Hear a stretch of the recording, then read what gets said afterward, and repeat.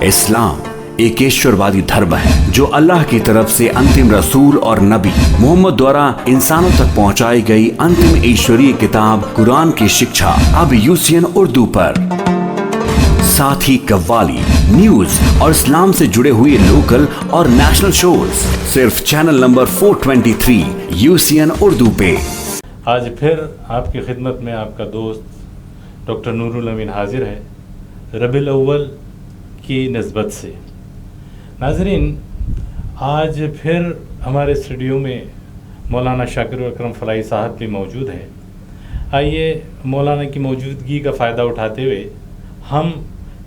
रबीउल अव्वल के महीने से इसकी अहमियत और फजीलत के ताल्लुक़ से कुछ बातें मौलाना साहब से करेंगे ताकि हमारे नाज़रीन को इस महीने की अज़मत, रहमत के ज़्यादा पहलू मालूम हो सके। फलाही साहब, आपका यूसीएन उर्दू में आपका बहुत बहुत स्वागत है। अस्सलाम वालेकुम। इस्तक़बाल है, शुक्रिया। आपको खुश आमदीद कहा जाता है। और हम ये देख रहे हैं कि सारी कायनात में रबीउल अव्वल के महीने की तैयारियां चल रही है। जुमा के तकारीर में, स्कूल्स के प्रोग्राम में इसी उन्वान से बातें चल रही है।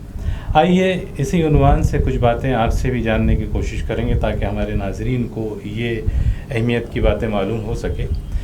सबसे पहला सवाल आपसे मैं ये करना चाहूँगा कि इस रबीउल अव्वल के महीने में अल्लाह के आखिरी रसूल का नाम जुड़ा हुआ है, इसलिए भी ये महीना बड़ा अज़मत का और अहमियत का हो जा रहा है। लेकिन इस महीने में हज़रत मोहम्मद सल्लल्लाहु अलैहि वसल्लम की विलादत भी है और आपका विसाल भी है।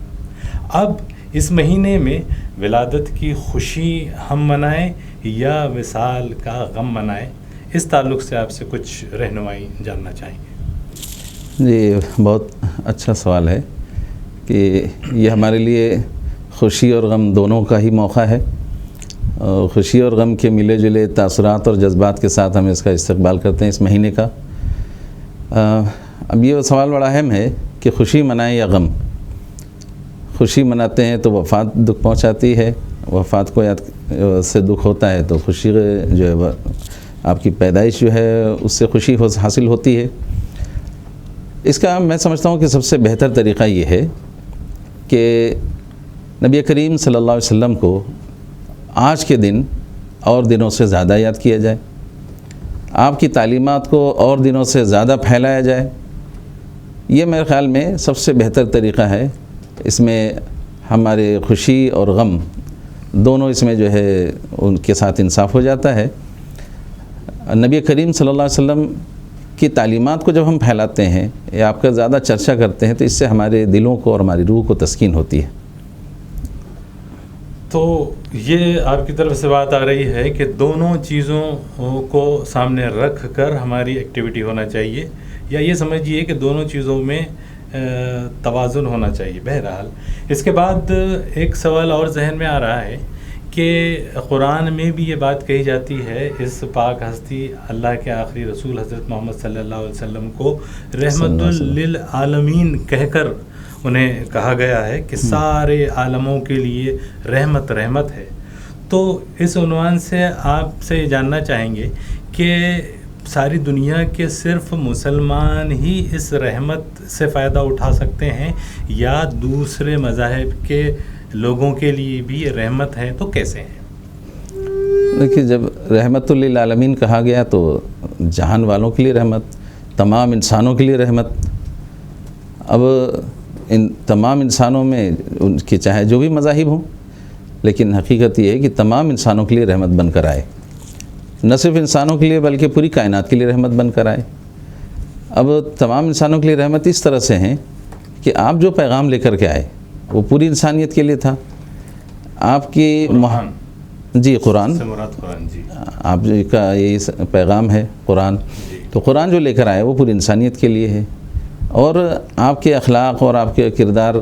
आपकी फयाजी, आपकी हमदर्दी और गमखारी, ये सब के लिए थी।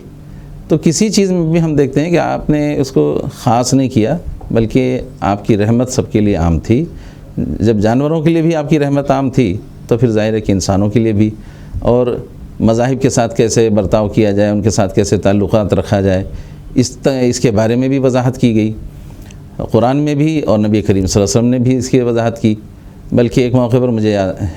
کہنے دیجئے کہ ایک صحابی ایک حضرت موسیٰ علیہ السلام کے ماننے والے سے، جن کو ہم یہودی کہتے ہیں، تو وہ ان سے ان کا جو مناظرہ ہو گیا، جھگڑا ہو گیا اور مار پیٹ تک نوبت آ گئی۔ یہودی کا کہنا تھا کہ حضرت موسیٰ علیہ السلام افضل ہیں، اور صحابی کہہ رہے تھے کہ حضرت محمد صلی اللہ علیہ وسلم سب سے افضل ہیں۔ تو ان کو غصہ آ گیا، انہوں نے جو ہے اس کو تھپڑ مار دیا اس یہودی کو۔ وہ یہودی یہ رسول اللہ صلی اللہ علیہ وسلم کی خدمت میں آیا شکایت لے کر کے، انہوں نے مجھے تھپڑ مارا۔ تو پوچھا کیا بات ہے، کیوں مارا؟ تو انہوں نے بتایا کہ یہ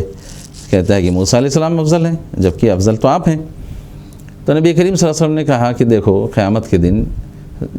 سب سے پہلے میں ہوش میں آؤں گا، تو جب مجھے ہوش آئے گا تو میں کیا دیکھوں گا کہ حضرت موسیٰ علیہ السلام عرش الہی کا پایا پکڑے ہوئے ہیں۔ تو گویا آپ یہ کہنا چاہ رہے تھے کہ مجھ سے بھی پہلے موسیٰ علیہ السلام کو ہوش آئے گا۔ تو اس طرح سے آپ نے صحابی کے دل میں بھی یہ بات بٹھا دی کہ یہ فضیلت والی بات یہ جھگڑنے کے لیے نہیں ہے۔ تو آپ کی رحمت دیکھیے کس طرح سے کہ اس یہودی کے لیے بھی آپ نے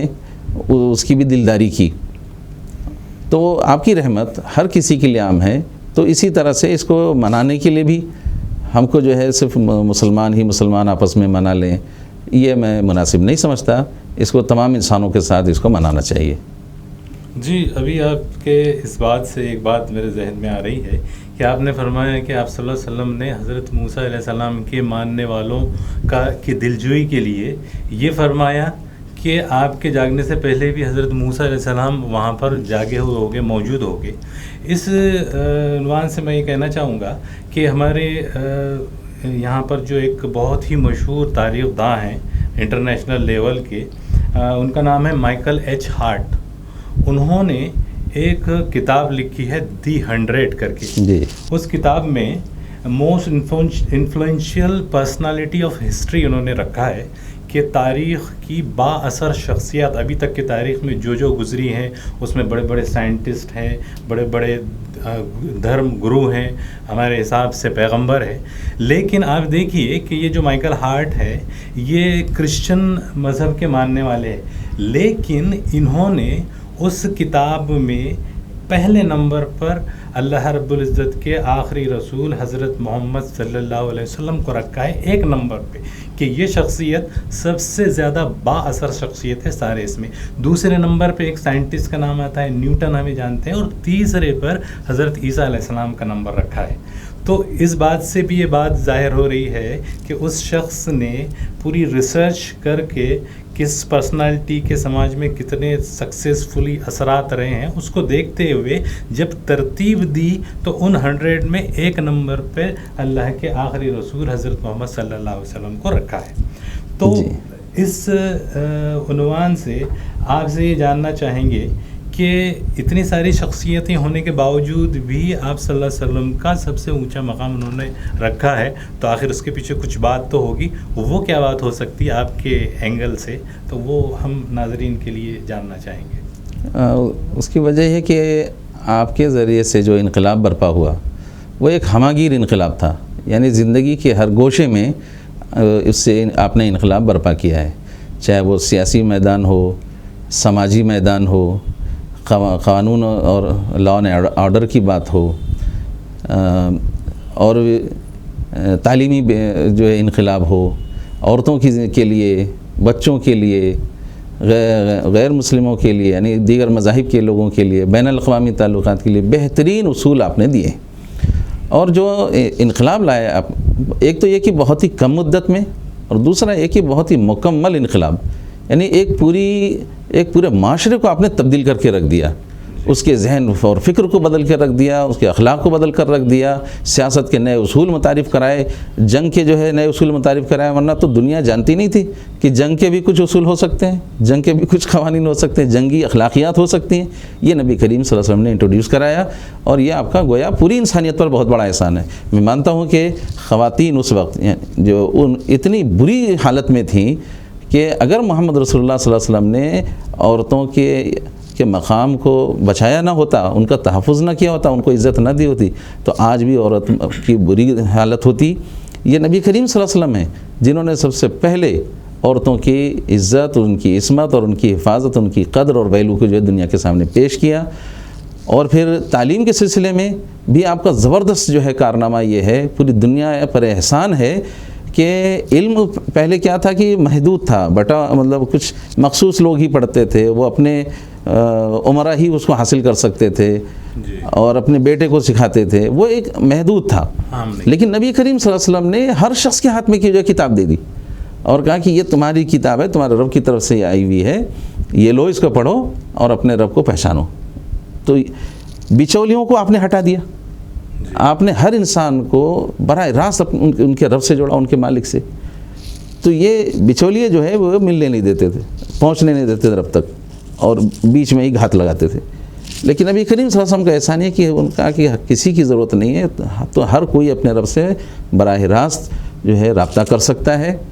اور اس کی مرضی معلوم کر کے اس کو خوش کر سکتا ہے، اس سے دعائیں کر سکتا ہے، اور بھی بہت سارے اس کے فوائد تھے۔ تو اسی لیے وجہ ہے کہ توحید جو ہے وہ بہت ہی مقبول ہوا، کیونکہ یہ بہت پرکشش چیز تھی۔ جی، آپ کا کہنے کا مطلب یہ ہے کہ آپ صلی اللہ علیہ وسلم کو وہ مقام جو ملا ہے 1 نمبر کا 100 میں، اس کی وجہ رہی ہے کہ آپ نے معاشرے کو بدل کے رکھ دیا۔ وہ معاشرہ کہ جہاں پر عورتوں کی کھلے عام خرید و فروخت ہوتی تھی، ان پہ ظلم زیادتی کی جاتی تھی، وہ لوگ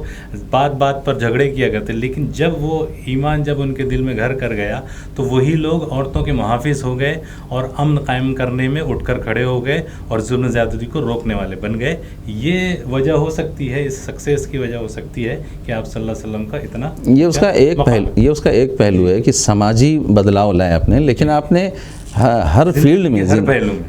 کم از کم 3 بڑے شعبوں کا ذکر مائیکل ہارٹ نے کیا ہے۔ لیکن اگر دیکھا جائے تو مکمل اور ہماگیر انقلاب زندگی کے ہر شعبے میں، جیسا کہ میں نے کچھ کا تذکرہ کیا ہے۔ اب اس کے بعد میں ہم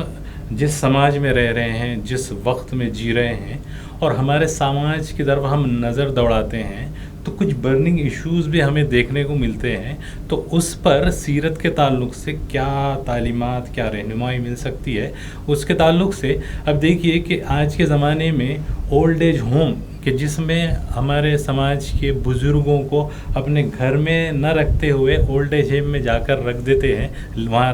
ان کو شفٹ کر دیتے ہیں، اور وہاں پر وہ پوتروں بچوں کی خدمت سے محروم ہو جاتے ہیں، ان سے بات کرنے میں محروم ہو جاتے ہیں۔ یہ ایک سمجھیے کہ سماج میں ایک ناسور کی طرح ایک چیز ہے جو سماج میں دوریاں پیدا کر رہا ہے۔ اس کے تعلق سے آپ صلی اللہ علیہ وسلم کی سیرت اور تعلیمات سے کیا رہنمائی مل سکتی ہے؟ یہ چیز کیسی ہے آپ صلی اللہ علیہ وسلم کی تعلیم کی نظر سے؟ آپ نے اچھی بحث چھیڑی ہے۔ دیکھیے، یہ اولڈ ایج ہوم یا پھر آرفنیج، یہ سب اصل میں یہ درشاتے ہیں، یہ بتاتے ہیں کہ ہمارا جو خاندانی نظام ہے وہ بکھر گیا ہے، ٹوٹ پھوٹ کا شکار ہو گیا ہے۔ اگر خاندانی نظام مضبوط رہے تو ماں باپ کو اولڈ ایج ہوم میں جانے کی ضرورت پیش نہیں آئے گی، یا اور الگ سے یتیم خانے بنانے کی ضرورت نہیں پیش آئے گی، کیونکہ وہ گھروں میں ہی پل جائیں گے، اور ماں باپ کی جو عزت گھر میں ہوگی وہ ظاہر ہے کہ اولڈ ایج ہوم میں تو نہیں ہو سکتی۔ لیکن خاندانی نظام بکھر جانے کی وجہ سے یہ ساری چیزیں ہو رہی ہیں۔ نبی کریم صلی اللہ علیہ وسلم نے اس پر بہت زور دیا ہے اور اس کی بڑی اہمیت بتائی ہے۔ آپ نے ایک ابلیس کے حوالے سے یہ بات بتائی کہ ابلیس اپنا عرش پانی پر لگاتا ہے اور اس کے سارے ایجنٹس کو اپنے جو روانہ کرتا ہے، وہ اپنا کام کر کے اس کے آ کے رپورٹنگ کرتے ہیں۔ تو کوئی آگے کہتا ہے میں نے مرڈر کروا دیا، کوئی آگے کہتا ہے میں نے بلاత్కాر کروا دیا، کوئی سے آگے کہتا ہے میں نے جھگڑے لگا دیا، اور کوئی اور کچھ کا، اور ایسے گناتے رہتے ہیں۔ لیکن وہ سب کو کہتا ہے تم نے کچھ نہیں کیا، بیٹھ جاؤ۔ وہ آتا ہے کہ وہ سب کہتا ہے تم نے کچھ نہیں کیا، بیٹھ جاؤ۔ لیکن ایک آتا اور کہتا ہے کہ میں نے میاں بیوی میں لڑائی کرائی، جھگڑا کرایا، یہاں تک لڑایا ان کو کہ وہ دونوں الگ ہو گئے۔ تو ابلیس اٹھ کر اس کو گلے لگا دیتا ہے۔ اس کا مطلب کیا ہے کہ نبی کریم صلی اللہ علیہ وسلم خاندان کی جو بنیاد ہے، میاں بیوی، ان کو بہت اہمیت دینا چاہ رہے ہیں کہ اگر ان کے درمیان اچھے اور خوشگوار تعلقات رہیں گے تو ہی خاندان بہتر بنے گا، کیونکہ کل کے ماں باپ یہی ہے۔ اگر ان کے درمیان اچھے تعلقات نہیں ہوں گے تو پوری نسل بگڑ جائے گی۔ اس لیے اس پر بہت زیادہ جو زور دیا آپ نے۔ تو طلاق جو ہے ایک آپشن رکھا لیکن اس کو آخری چارے کی صورت میں، یہ نہیں کہ پہلے یہ دھکے میں طلاق دے کر کے ختم کر دیا جائے، کہ وہ ایک آخری چارہ ہے، لیکن اس سے پہلے بہت سارا جو پروسیس ہے اس پروسیس کو اگر پر عمل کیا جائے تو پھر طلاق کی نوبت نہیں آئے گی۔ تو آپ نے اس رشتے کو بچانے کی ہر ممکن کوشش کی ہے۔ قرآن میں تو میاں بیوی کے رشتے کو اللہ کی نشانی کہا گیا ہے۔ اب اس کے بعد پھر ماں باپ کے تعلق سے جو آپ نے ہدایات دی ہیں بڑی زبردست ہیں، یعنی اگر کوئی ان کو سمجھ لے تو ماں باپ کو کبھی بھی وہ اور جو ہے اولڈ ایج ہوم میں نہیں بھیجے گا۔ نبی کریم صلی اللہ علیہ وسلم بتایا کہ تم اگر اپنے ماں باپ پر ایک پیار بھری نظر ڈالتے ہو، پیار سے اگر ان کو دیکھتے ہو تو تم کو ایک مقبول حج کا ثواب ملے گا، ایک پیار بھری نظر ڈالنے سے۔ تو ذرا اندازہ لگائیے کہ صرف ایک پیار بھری نظر ڈالنے سے اگر ایک مقبول حج کا ثواب ملتا ہے، جو کہ بڑا دشوار کن کام ہے، تو ان کی خدمت کر کے کیا کچھ نہیں حاصل کیا جا سکتا؟ تو اسی لیے نبی کریم صلی اللہ علیہ وسلم نے بس کہتے ہیں نا کہ ایک دم فائنل بات کر دی، کہ آپ نے کہا کہ یہ جو تمہارے والدین ہیں یہی تمہاری جنت ہیں، یہی تمہاری جہنم ہے۔ والد کے تعلق سے کہا یہ تمہارے لیے جنت ہے یا جہنم ہے، یہ تمہارے لیے، باپ کو کہا جنت کا دروازہ ہے، اور ماں کو کہا کہ اس کے قدموں کے نیچے جنت ہے۔ مطلب ہے کہ ماں کی خدمت کرو اور جنت حاصل کرو، باپ جنت کا دروازہ ہے، اس کو راضی کر لو تو جو ہے جنت کا دروازہ کھل جائے گا۔ تو ان تعلیمات کے ہوتے ہوئے میں نہیں سمجھتا کہ پھر اولڈ ایج ہوم قائم ہو سکیں گے، اور اگر ان تعلیمات کو عام کیا جائے، لوگوں کے دلوں میں ماں باپ کی محبت، ان کی عظمت، ان کی اہمیت جو ہے پیدا کر دی جائے، تو میرا خیال ہے کہ لوگ پھر ان کو اپنے گھر میں ہی رکھنا زیادہ پسند کریں گے، ان کی خدمت کر کے ان کو زیادہ خوشی حاصل ہوگی۔ جی، آپ کا کہنے کا مطلب یہ ہے کہ اگر اولڈ ایج ہوم اچھی طریقے سے آباد ہونے لگے تو سماج میں یہ غلط میسج جائے گا کہ ایک شخص اگر اولاد کی خواہش کرتا ہے تو کیوں کرتا ہے، کس مقصد سے کرتا ہے؟ اسی لیے کہ جب وہ بوڑھا ہو جاتا ہے اس وقت میں اس کی اولاد اس کا سہارا بنے، اسی امید سے وہ اپنی خوشیاں، اپنا آرام، ساری چیزوں کو ایک طرف رکھ کے بچوں کے ایجوکیشن کے لیے، ان کی پرورش میں اپنی ساری جوانی اور اپنی طاقت لگاتا ہے۔ اگر ایسا ہونے لگے سماج میں کہ بزرگوں کی کوئی قدر و قیمت نہ ہو، انہیں اولڈ ایج میں لا دیا، تو کوئی خواہش بھی نہیں کریں گے کہ اس کی اولاد ہو، اور کوئی خواہش بھی نہیں کرے گا کہ اپنی کمائی ان اولاد کی پرورش میں خرچ کرے۔ اس طریقے سے آپ صلی اللہ علیہ وسلم کی تعلیمات اگر عام ہوتی ہے تو یہ سماج جو بکھرنے کی کگار پہ ہے وہ سمٹ جائے گا، اور سماج کی جو اکائی ہے، یونٹ ہے، وہ خاندان ہے، اور اس میں میاں بیوی کا رشتہ جو آپ نے بتایا بہت اہمیت رکھتا ہے۔ اب برننگ ایشوز ہم نے شروع کیا ہے، تو اس میں فلاحی صاحب ایک بات میرے ذہن میں یہ بھی آ رہی ہے کہ ان دنوں ہم نے یہ سنا ہے، بڑا چرچا ہو رہا ہے اس خبر کا، کہ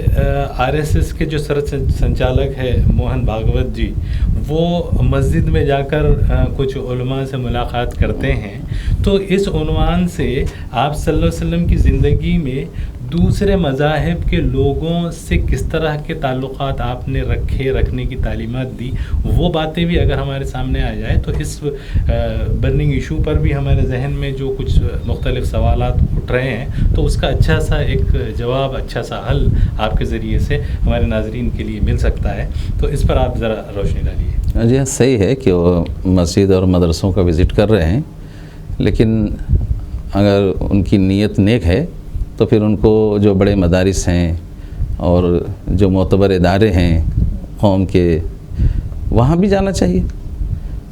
اب وہ جن جگہوں کا انہیں انتخاب کیا جہاں گئے، وہ خیر ان کا اپنا وہ نظریہ تھا، لیکن اس نقطہ نظر کو میں پیش کرنا چاہوں گا کہ ڈائلاگ تو ہونے چاہیے، بات چیت کا جو ہے دور ہونا چاہیے، اچھے ماحول میں، صحت مند ماحول میں گفتگو ہونی چاہیے، اس لیے کہ بات کرنے سے بات بنتی ہے، گفتگو سے، ڈسکشن سے، آپسی افہام و تفہیم سے دو ملکوں کے درمیان ہونے والی جنگوں کو روکا جا سکتا ہے، فوجوں کو واپس کیا جا سکتا ہے، سیز فائر کرایا جا سکتا ہے، تو گفتگو سے مسائل حل ہو سکتے ہیں۔ تو یہ ڈائلاگ تو ہونا چاہیے، بات چیت کا آغاز ہونا چاہیے، اور وہ کہیں سے بھی ہو، اور یہ بھی ہے کہ انتظار نہ کریں۔ بھئی ہم تو یہ سمجھتے ہیں کہ مسلمانوں کا یہ منصب ہے، یہ مقام ہے کہ وہ دائی امت ہیں، مانے نہ مانے، لیکن مسلمانوں کی حیثیت دائی امت کی ہے، تو آپ کسی کا انتظار کیوں کریں کہ کوئی آئے اور وہ ہم سے پوچھے تو ہم بتائیں؟ ہم کو بھی خود آگے بڑھ کر کے گفتگو کرنی چاہیے، بات کرنی چاہیے، گفتگو کا، ڈائلاگ کا ایک بڑے پیمانے پر جو ہے گویا اہتمام ہونا چاہیے. اس سے انشاءاللہ جو کمیونٹیز کے جو مسائل ہیں وہ حل ہوں گے، جو دوریاں ہیں، جو نفرتیں ہیں وہ انشاءاللہ کم ہوں گی. دوریاں کم ہو تو اس عنوان سے بھی یہ ربیع الاول کا مہینہ چل رہا ہے، آپ صلی اللہ علیہ وسلم کا مہینہ ہے. تو ابھی آپ نے کچھ دیر پہلے یہ بھی کہا کہ آپ صلی اللہ علیہ وسلم رحمت للعالمین ہیں، تو سارے انسانوں کے لیے ہے. اور اس عنوان سے ایک اردو کے جو پنجابی شاعر ہیں کنور مہندر سنگھ بیدی سحر، ان کا ایک شعر ہے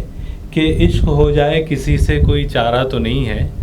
صرف مسلم کا محمد پہ اجارہ تو نہیں ہے. تو اس بات کو سامنے رکھتے ہوئے، اس مہینے کی عظمت اور اہمیت کو دیکھتے ہوئے، آپ صلی اللہ علیہ وسلم کی شخصیت کی اور ان کی تعلیمات کے ذریعے سے ہم اپنے معاشرے میں یہ بات کس طرح سے کر سکتے ہیں کہ آپ صلی اللہ علیہ وسلم کی تعلیمات دوسرے لوگوں تک کے بھی پہنچائی جائے، تاکہ ان کو بھی یہ احساس ہو کہ یہ جو پرسنالٹی ہے، سارے انسانوں کی پرسنالٹی ہے. اس کے نتیجے میں یہ ہو سکتا ہے کہ کبھی کبھی ہمارے دیش میں کچھ ایسی خبریں نکلتی ہیں کہ فلاں نے آپ صلی اللہ علیہ وسلم کی عزت کے بارے میں کچھ ایسی اول فول باتیں کہہ دی، اس سے سارا دیش کا ماحول بگڑتا ہے. تو اگر یہ تعلیمات دوسرے لوگوں تک بھی پہنچے تو وہ کیا چیزیں ہو سکتی ہے آپ کی طرف سے کہ جس کے نتیجے میں ایک ایسا ماحول بنے کہ یہ جو شخصیت ہے سارے عالم کے لیے ہے. اور یہ سارے لوگوں کا ماننا ہے کہ مہا پروش سب کے ہوتے ہیں، جی وہ کسی ایک کمیونٹی کے نہیں ہوتے، مہا پروش سب کے ہوتے ہیں، یہ تو سبھی مانتے ہیں. پھر یہ کہ ہم کو یہ بتانے اور جتانے کی ضرورت اس لیے نہیں پڑ رہی ہے کہ ہم نے وہ کام کیا نہیں. جی تو یہ تو سچائی ہے، ہم اس کو مانے نہ مانے، پیغمبر محمد صلی اللہ علیہ وسلم سب کے لیے آئے، آپ کی تعلیمات سب کے لیے ہیں، یہ تو ایک سچائی ہے. اب ضرورت اس بات کی ہے کہ اس سچائی کو لوگوں تک پوری ایمانداری کے ساتھ پہنچایا جائے. آپ مسجدوں کے دروازے کھولیں،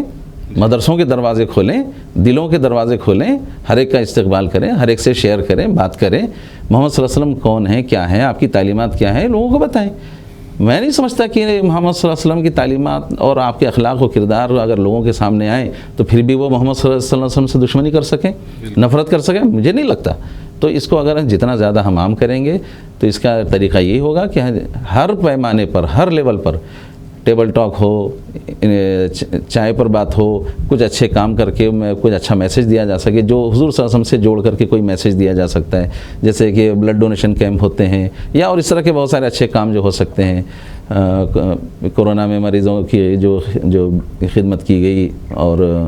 لاشوں کو دفنایا گیا، غریبوں کو جو راشن کے لیے جو محتاج تھے ان لوگوں کو راشن پہنچایا گیا. تو اس طرح کے بہت سارے اچھے کام ہیں جو حضور صلی اللہ علیہ وسلم کی تعلیمات تھی. تو ان تعلیمات کو ہم نے جو محدود کر دیا ہے ان کو اب عام کرنا چاہیے، پھیلانا چاہیے. تو یہی ایک راستہ ہے کہ قول سے بھی اور عمل سے بھی آپ حضور صلی اللہ علیہ وسلم کی تعلیمات کو لے کر کے دنیا میں پھیل جائیے اور اس کو پھیلا دیجیے. جی آپ کا کہنے کا مطلب ہے کہ آپ صلی اللہ علیہ وسلم کی شخصیت اور آپ کی تعلیم ایک خوشبو کی مانند ہے جو ہم نے ناسمجھی میں اپنے ہاتھوں میں بند کر رکھا ہے. اگر اس ہاتھوں کو کھول دیا جائے تو خود بخود یہ خوشبو اڑ کر ان لوگوں تک جائے گی، ان کے دلوں پر اثر کرے گی، اور پھر آپ نے جیسا کہ کہا کہ اس کے بعد شاید کوئی بھی کسی بھی دھرم کا شخص اس شخصیت سے نفرت یا کچھ بدگمانی کے تاثرات اپنے دل میں نہیں رکھ سکے گا. تو ان عنوان پر، ان پوائنٹس پر ہم نے بات کیا ہے. اب آپ کی طرف سے ایک کنکلوڈنگ میسیج کیا ہو سکتا ہے اس پروگرام پہ اور اس عنوان پہ، اس ربیع الاول کے مہینے میں اللہ کے آخری رسول حضرت محمد صلی اللہ علیہ وسلم کی شخصیت اور ان کی تعلیم کے تعلق سے کیا آپ میسیج دینا چاہیں گے ہمارے ناظرین کو؟ میسیج تو بہت ہی کھل کے آ چکا ہے سامنے، اور وہ یہ ہے کہ ہم ہر چیز کو بحیثیت مسلمان دیکھنے کے بجائے ہم چیزوں کو بحیثیت انسان بھی سمجھیں. کہ پیغمبر محمد صلی اللہ علیہ وسلم رسول تھے، بلا شبہ بہت عظیم رسول تھے، اور آپ کے برابری کوئی نہیں کر سکتا، یہ بھی بالکل اپنی جگہ حقیقت ہے. لیکن آپ کی ایک حیثیت انسان کی بھی تھی، تو آپ کو بحیثیت انسان بھی دیکھیں. دنیا میں جو مسائل پیش آ رہے ہیں ان کو بحیثیت انسان سوچیں. آج ہو کیا رہا ہے کہ کسی کمیونٹی کا مسئلہ ہوتا ہے تو ہم اس کمیونٹی سے جوڑ کر دیکھتے ہیں. تو کمیونٹی سے نہ جوڑ کر کے کوئی بھی مسئلہ ہے تو اس کو انسانوں کا مسئلہ سمجھ کے اس کو جو دیکھنا چاہیے. اور اگر کسی پر ظلم ہو رہا ہے